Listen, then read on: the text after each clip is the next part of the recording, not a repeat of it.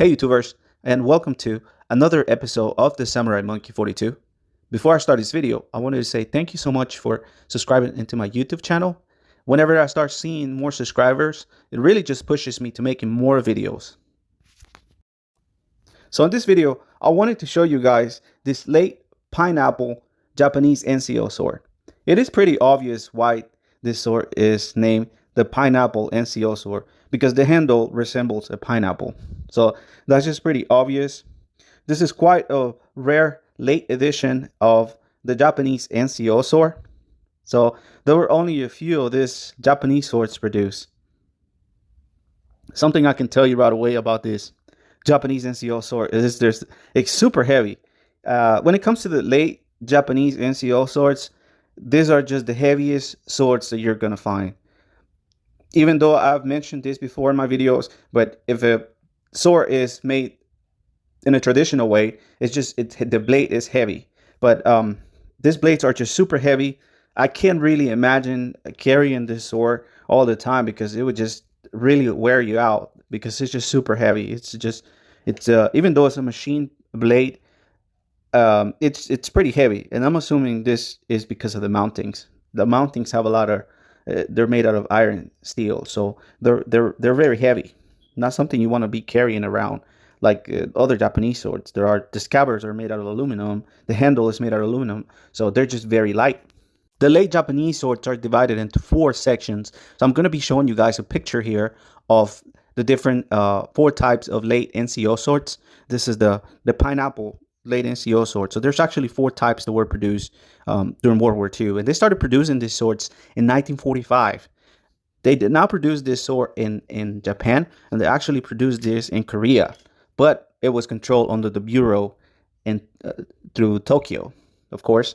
So the Japanese were just controlling all this section, but they made this sword in Korea. So that is quite interesting. The Japanese, I know some collectors do think that all these weapons were made in Japan, but some of them were made in China, and some of them were actually made in Korea. So, but it was still controlled under the Tokyo administration at the time. The first 2 late NCO Japanese swords were actually marked by a serial number.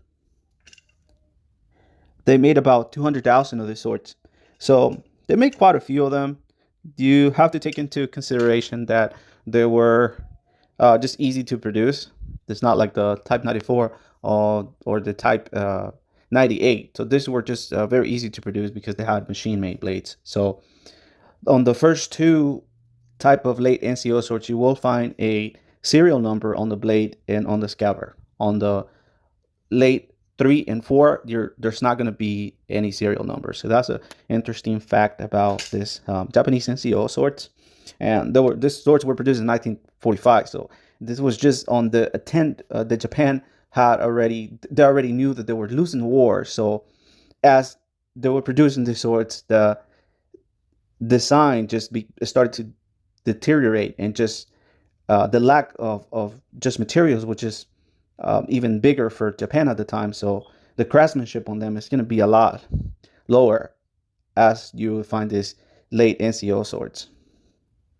But it's a really good Japanese NCO sword to collect.